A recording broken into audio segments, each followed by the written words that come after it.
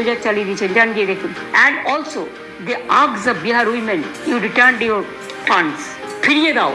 একটা মহিলা, একটা গরিব মহিলা টাকা নিয়ে ফিরিয়ে দিতে পারে? আমরা এটা করি না। আমরা স্টার্ট করেছিলাম 500 টাকা দিয়ে, আমার 2 লক্ষ কোটি টাকা আটকে রেখে দিয়েছে।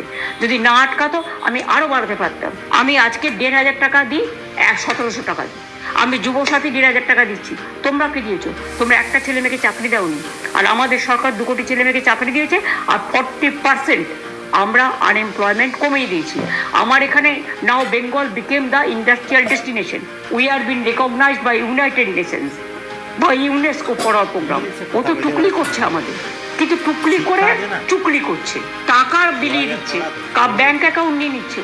আগামী দিন তো মানুষের ব্যাংক অ্যাকাউন্ট লুট করে দেবে। দিদি আপনি যেটা বললেন যেগুলো করেছেন, কারো টাকা নিয়ে এসছে, যে টাকা কোল থেকে খেয়েছে, রেল থেকে খেয়েছে, সব টেন্ডার দেখবেন তো কে পায়? ওদের সব টেন্ডার পায় একটাই জায়গা থেকে। নামটা আমি নাইবা বললাম, মোদিবাবু খুঁজে নিন, অমিতবাবু খুঁজে নিন।